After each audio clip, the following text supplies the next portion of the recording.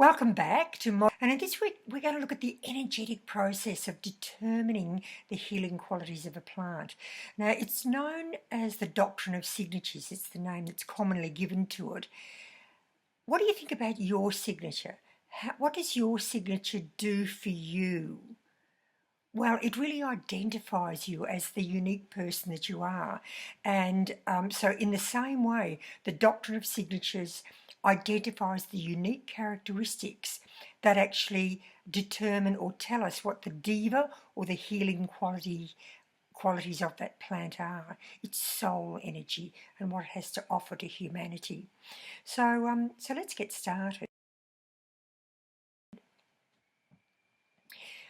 So it was the Doctrine of Signatures was a notion that was first articulated by Paracelsus. Paracelsus was quite an amazing man, living largely in the 16th century. He was a physician. He was also very much a Christian. He was also an alchemist. And alchemy was a process that was very, very popular in the Middle Ages, and it was about transmuting a heavy metal up into an energetic state. So it's a very similar sort of notion here, transmuting or changing something from its physical properties up into an energetic state to be actually of a vibrational energy.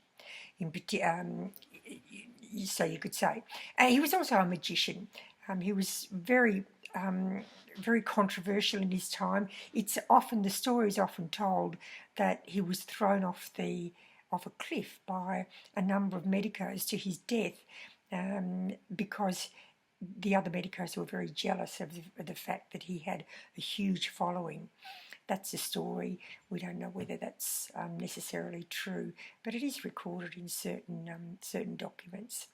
So Paracelsus formulated three principles, which again were based archetypal ideas, which were the notion that everything in the universe is interconnected.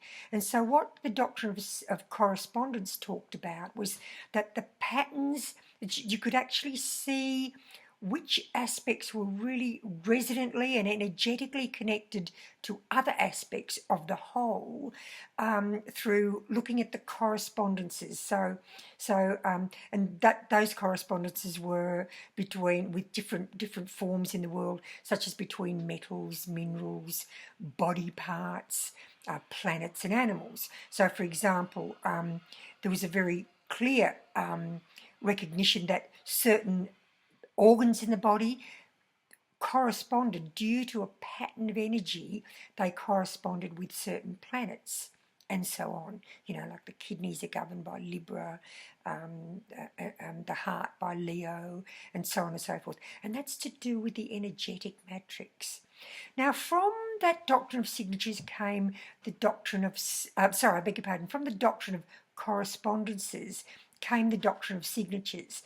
And it was almost like the Doctrine of Signatures was the practical application of that. So we look at patterns that we can see repeated time and time again. Take a look now at the walnut there. See the walnut with a very hard nut on the outside, and inside the nut is enfolded, very much like, I wonder if it reminds you similarly of a brain.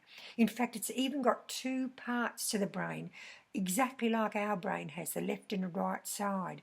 And of course, our brain enfolded, because it's such a huge organ, but it's fitted into this hard skull, which is very similar to the nut. So, of course, that was the indication. That's the Doctrine of Signatures, which says that the signature of the walnut is very similar to the brain, so walnut would be a good brain food. And indeed it is. It's considered to be a good brain food. The other law that Paracelsus articulated was the law of similars, which is very, very much a homeopathic principle. And that means that when something exhibits, let's say in homeopathy, let's take the example. In homeopathy, when somebody exhibits a set of symptoms we look at those symptoms. So we might say it's the disease is rising upward, it's feverish, it gets worse at certain times of the day. So the notion would be then to look around into the mineral or the plant world and find a plant that behaves in a similar sort of way. Something that's a red plant, it might be, with a lot of upshooting energy in the shape of the plant. It might be any of those things, and that plant would then be chosen to medicate or to treat this particular set of symptoms. Do you see what I mean? So the law of similars. We'll come back to the notion of homeopathy a little bit later, because it's very closely aligned with flower essences. So Paracelsus was this devout Christian, and he believed that God, the Creator, had left little signs everywhere so that we could begin to see how we can heal conditions by looking out to nature, or looking to the mineral world, or working with an astrological pattern, such as working with astrology, and so on and so forth. So the Doctrine of Signatures then, as a if we want to define it, as applied to flower essences, it seeks to highlight unique indications, unique things that are unique to that flower, like its soul. It tells us it's the story of its soul, and that might be shape, it might be colour, it might be habitat, or it might be growing habit, the way that it grows. And that then, when we look at those things and we put them together, we get a picture of how that can be applied to human psychology. And indeed, we're going to have a little look at some of the indicators, but I need you to know at this particular point in time, we never just go with one indication. We always look at, so there might be that and that and that indication, and together they might give us a picture of this particular psychological condition. So it's really a poetic language which is describing basically a multidimensional reality, or a holistic reality, in which different facets of the signature are simultaneously true. So they all together create a particular quality, or a healing quality.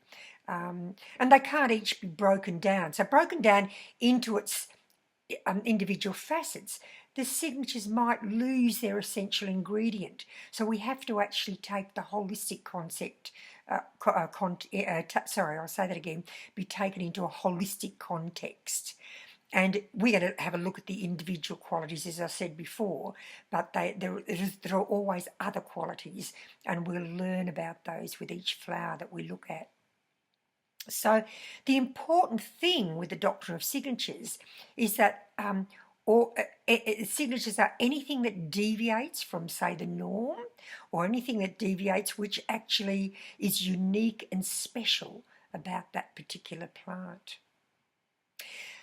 We're going to use an example here of one of the flowers from the HeartRadiance range, and it's called Wild Iris. And here I've got just the flower depicted here, and have a look at it. It's beautiful. It's got, well, look, it's got 6 base white petals. 6 base, they're quite a pure white, and there's this there's on the alternate ones is slightly larger, and we'll see in a moment that the alternate ones have different indications in them as well. We've also got 3 purple petals which reach upwards and outwards, and then they almost pull down. If you can have a look at the shape in those petals, it's got that little the tips which actually curve over and pull down. So 3 purple petals. Purple, of course, spirituality. Well, we'll talk about that in a moment. But they're also a little bit feathery. So there's kind of a notion that that they are less solid than solid matter. So there's the 3 purple petals.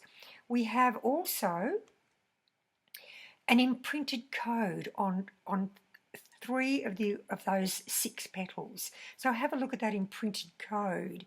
It's like it's almost as if we need to decipher that code, and we'll have a look in a moment.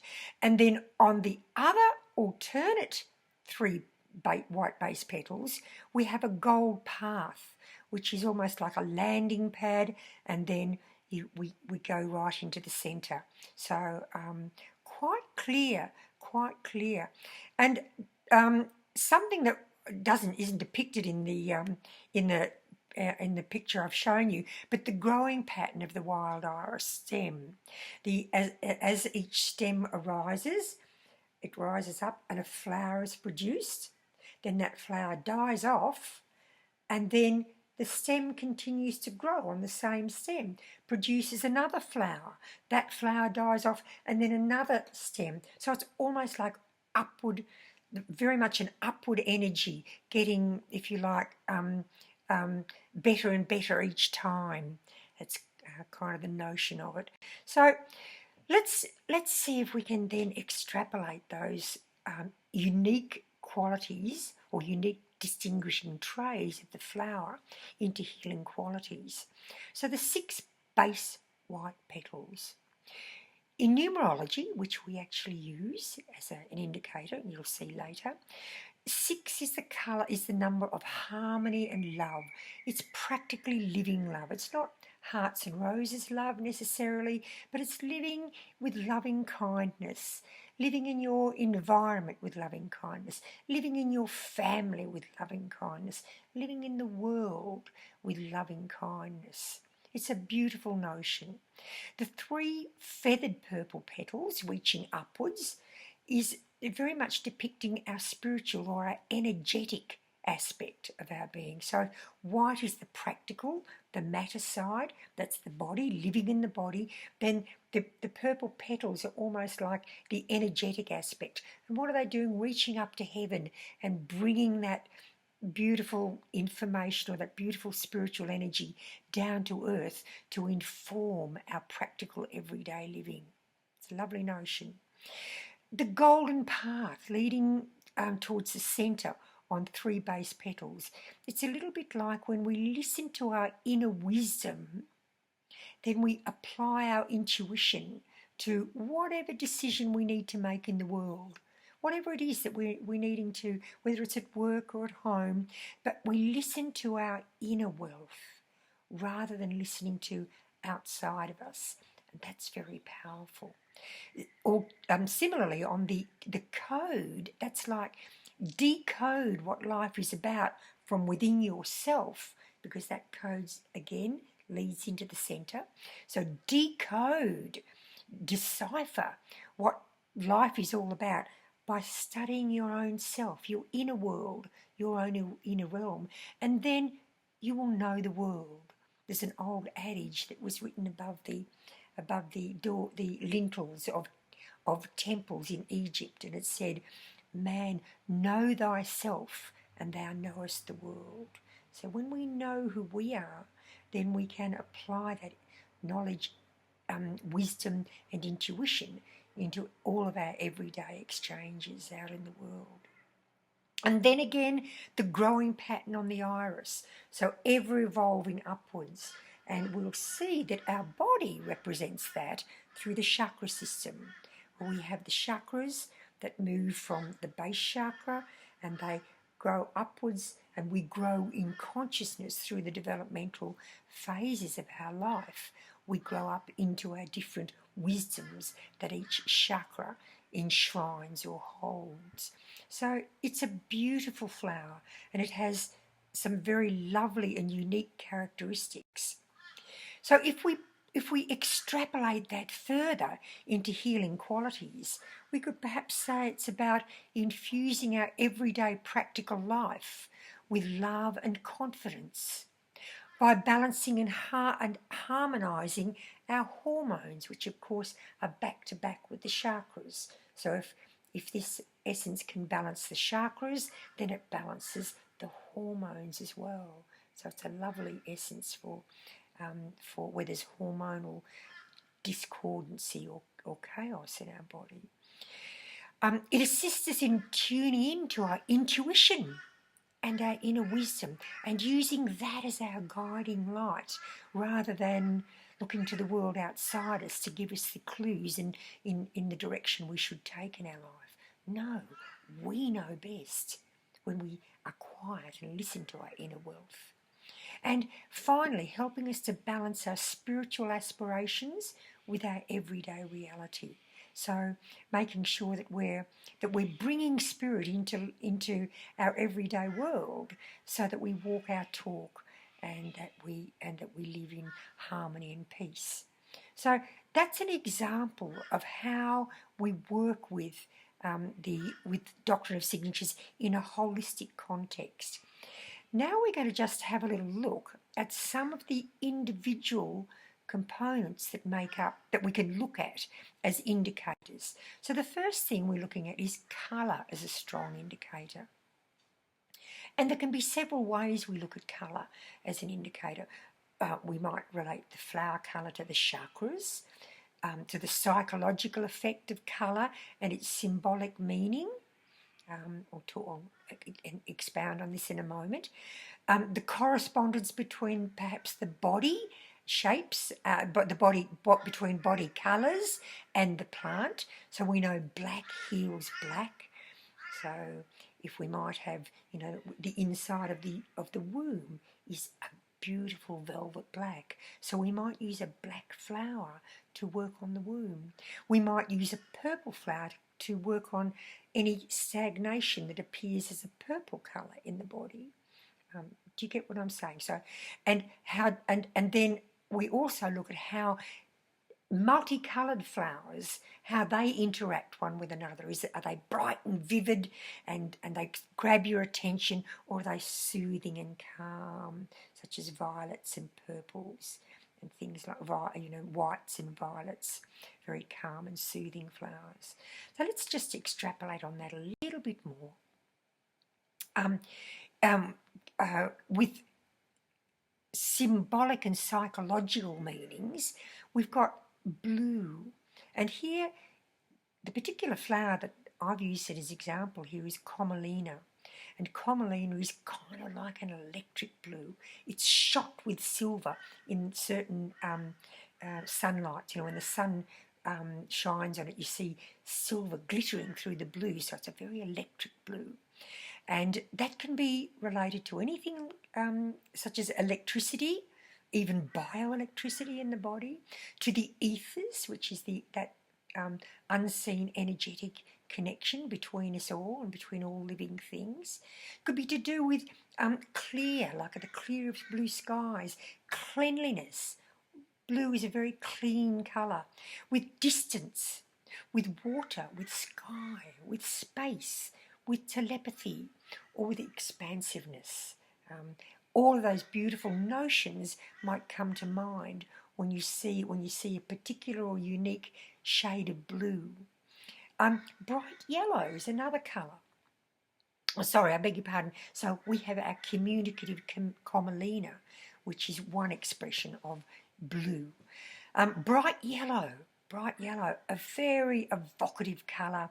We look at things like the bright yellow sunflower, which actually is very much the colour of the sun. And yellow reminds us of the sun. Brightness, clarity again.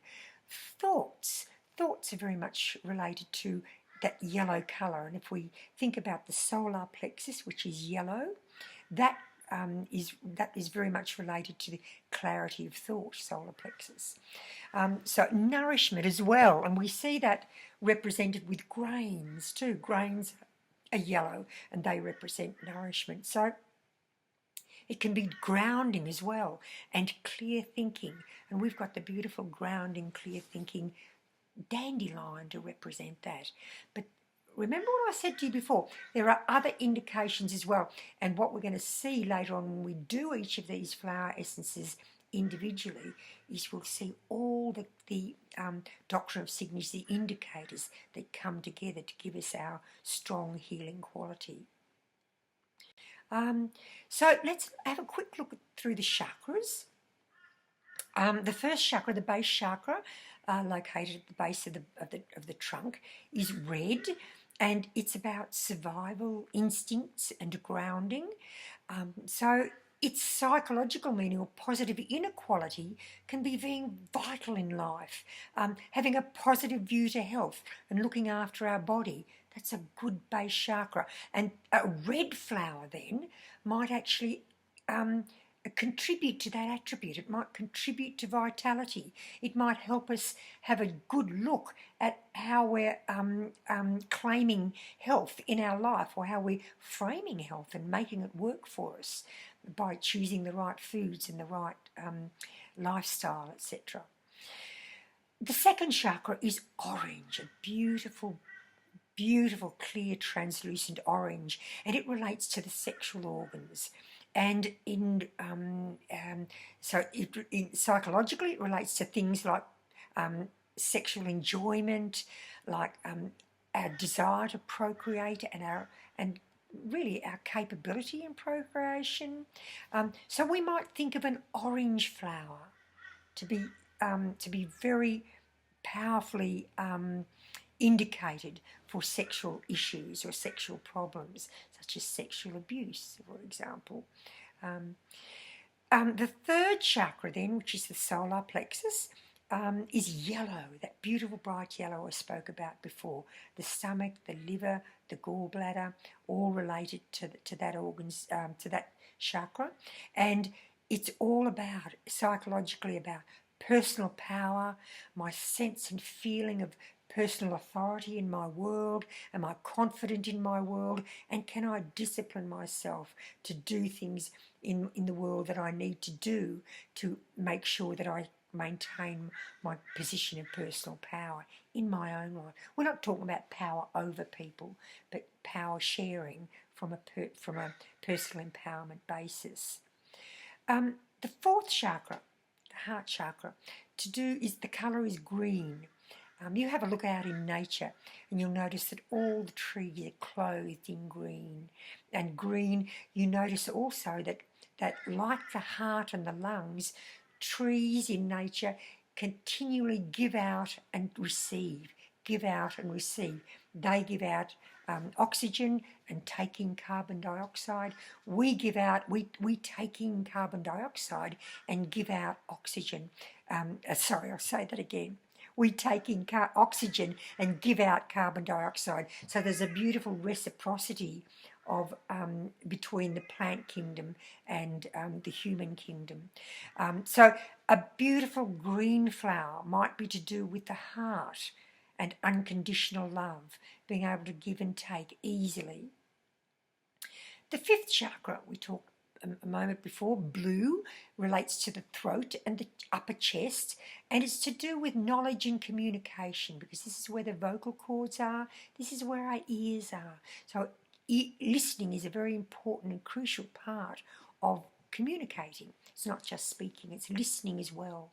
So we might use a lovely essence, a blue essence, for listening and communicating and speaking.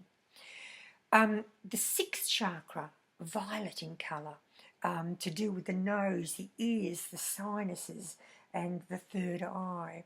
And in the qualities here, wisdom and clairvoyance. So we might use a purple flower a beautiful violet purple flower, to actually access clairvoyance or to access intuition or our inner wisdom. Okay. The seventh chakra, white, or it can be a lighter shade of purple, such as a very light violet, relates to the central nervous system and the brain, and to the seventh chakra. I'm going to say this again, to the pineal gland, but its qualities are about inner peace, sense of oneness. So we might use a white flower for something like meditation. We might use a white flower for accessing healing energy through the seventh chakra, or for death and dying. So an example here of colour again of the throat, of the chakras, is the throat chakra. is that beautiful blue colour, and that's morning glory. Morning glory, that's a beautiful one of the examples in our system. Shape can be a strong indicator. I know I use this apostle plant here as an example. So the physical shape of plants, and here, remember we looked at the wild iris with 6 base white petals? These have got 3 petals. 3, we'll see later, means the Trinity, but 3 quite fleshy petals. And then we've got purple, 3 purple and gold and white and violet petals that come up, and honestly, these petals look all the world like a cobra, and they're like a cobra that comes up, and it's even got little gold, if you look closely, 2 little gold eyes glittering out, looking at you, a bit like the Kundalini rising is said to be like the shape of the serpent rising. So it's got other indicators too, which we find that process, but we can look at that. We'll look at that later. So shape again. Here's one of the essences. In this case, it's the leaf that's the shape, but there are other indicators with the bleeding heart as well. But the leaf is the shape, a beautiful red heart, as if it's bleeding with pain and sorrow. And up atop that is this gorgeous green flower. Green's the colour of the heart, and green is a very light etheric flower. So it's like saying when we let go of the heaviness in our heart that causes pain, we rise to a light and easy, airy, fairy, breezy heart. It's a beautiful one. Shape again, we're going to look at white wandering dew as an example here. And we've got 3 purple petals here, 3 pure white, did I say purple? I meant to say 3 pure white petals. The Trinity, again, mind, body, spirit. In religious parlance, we often call that God the Father, God the Son, and the Holy Spirit. But in mind, body work, we look at mind, body, spirit, being the whole being. And it's then got upward thrusting filaments arising from the base, which are more energetic than matter. So we've got this notion, and with the gold tops on the top of the filaments, so we've got this notion of moving out through the crown portal, because it's white, remember, moving out into another realm. And we use this one for death and dying, energy moving from matter to spirit, which is very much depicting the gold, depicting the Christ consciousness. Orientation, we've touched in a little bit on that with some of the other indications, but orientation, which way is the flower orientated? And that speaks of the basic direction in which the healing properties go. This beautiful flower moves in a swirl. It's like a spiral. It spirals upwards, and as it spirals upwards, the flowers open on the stem as it's moving upwards. So it's like red Kamala. This is red Kamala, Melotus philippensi, with these with these flowers that are swirling and spiraling upwards. It's little bit like opening to the dance of sexuality. There are other indicators in the flower, in the plant, that tell us that it relates to the second chakra. So it's beautiful. Another one for orientation is seeing eye, or Stipanda glauca. This is a beautiful flower, another one of my favourites.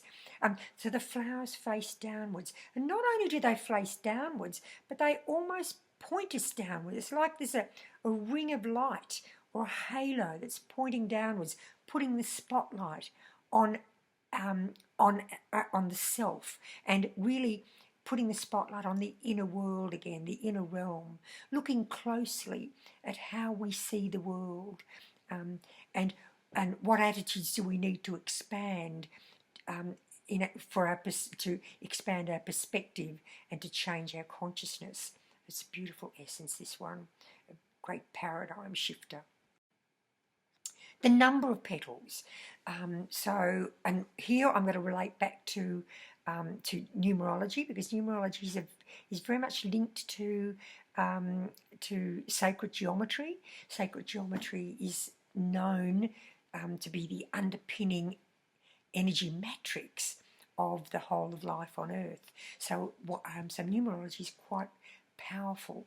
So we look at one petal or fused petals. We really think of them as fused petals being one petal, and that's about oneness or unity or union.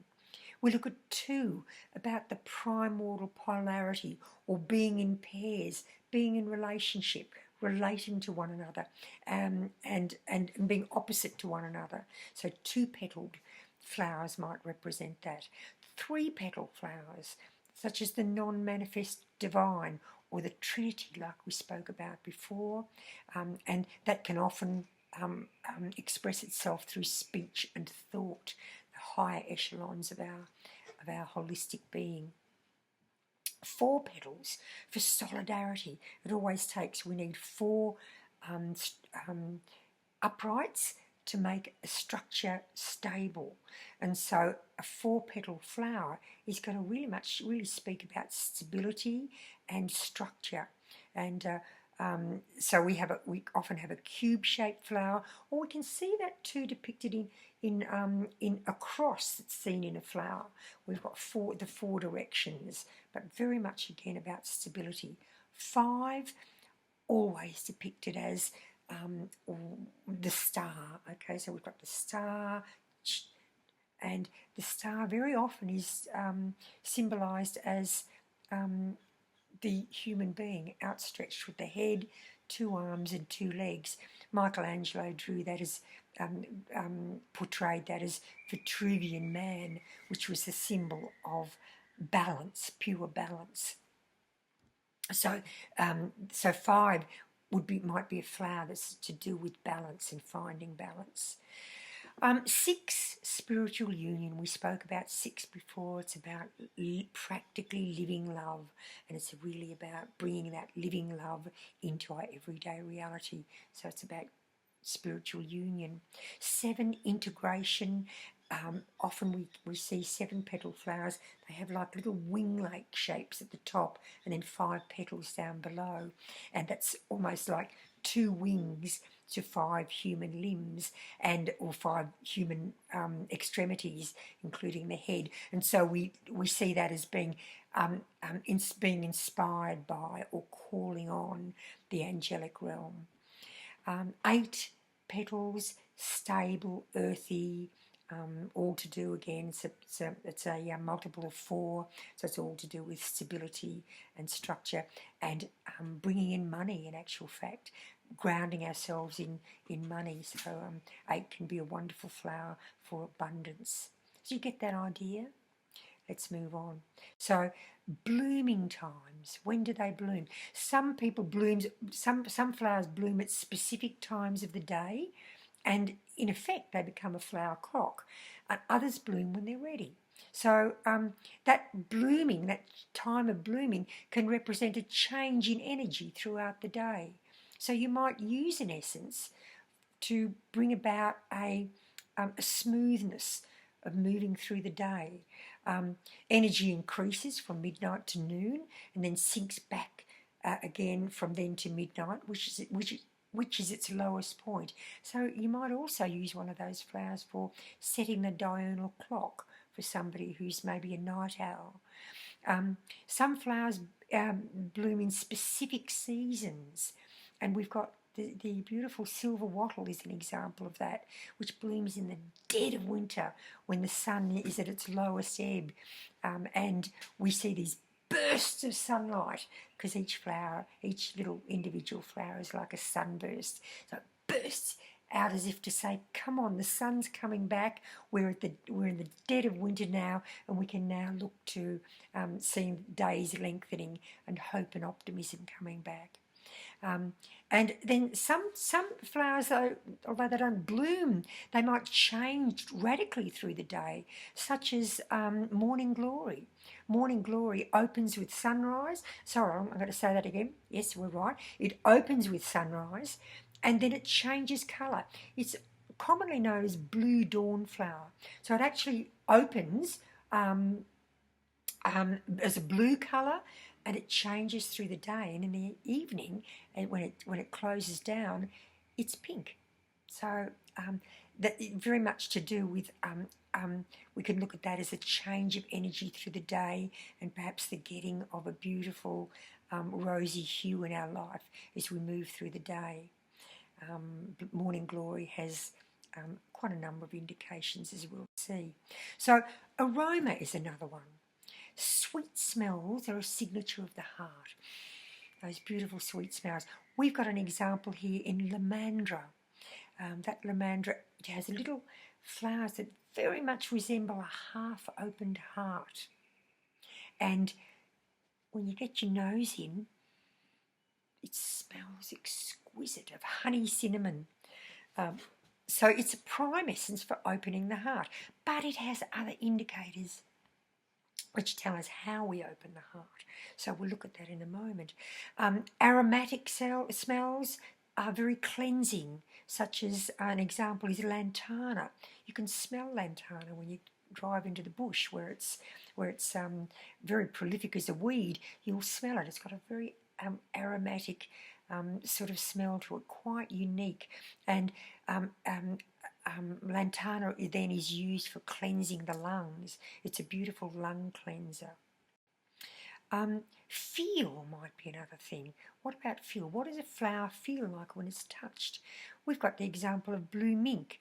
Very soft. It's got a soft flower. It's almost like you could put it on your face as a powder puff. It feels so gorgeous.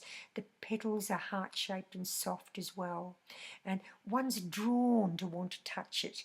So we use it for aversion to touch, for people who shy away from touch and don't want to come in close. And it's also for hypersensitivity of the skin. Lamandra, we talked about lamandra before. So although it's got these little flowers in there that smell so sweet, it's got spikes that keep your nose away. And if you do put your nose in to smell it, oh, you'll get spiked. And it's just like those people who put barbs out to say, keep away, I don't want anybody coming into my heart. Okay, so for resentment and anger. Growing habits is what we're finally going to look at. So habitat, how a plant grows, or sorry, I'll say it again, where a plant grows.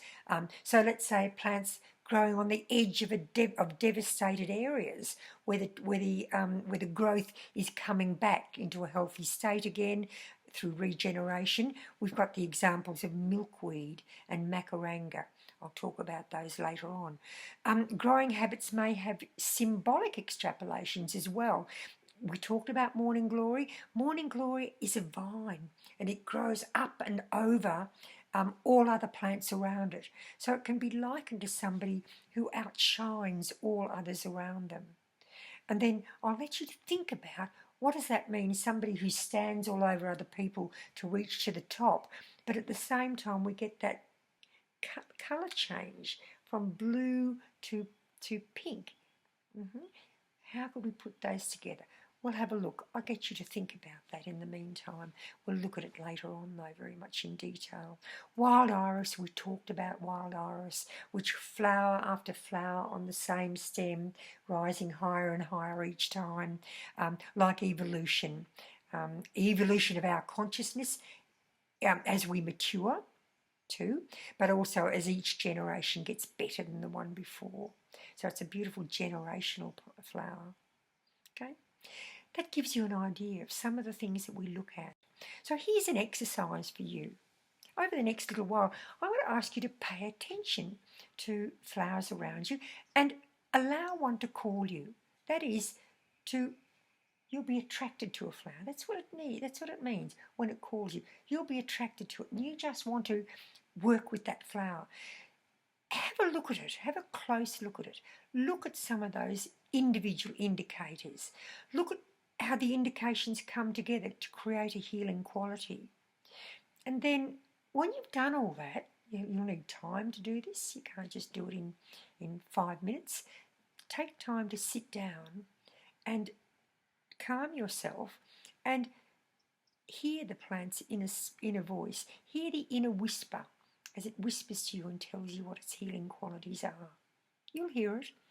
If you sit still enough and you pay attention to the flower, it will relate to you. That's what they do. Okay, so in Module 3, Part 1, we're going to look at how to administer flower essences. How do we take them, and the many various ways, different ways of taking them. And also, we then are going to go on to have a look at how flower essences work in the human biofield. We'll look at that in the next part. Okay, so thank you very much, and I'll see you then. I'll see you shortly.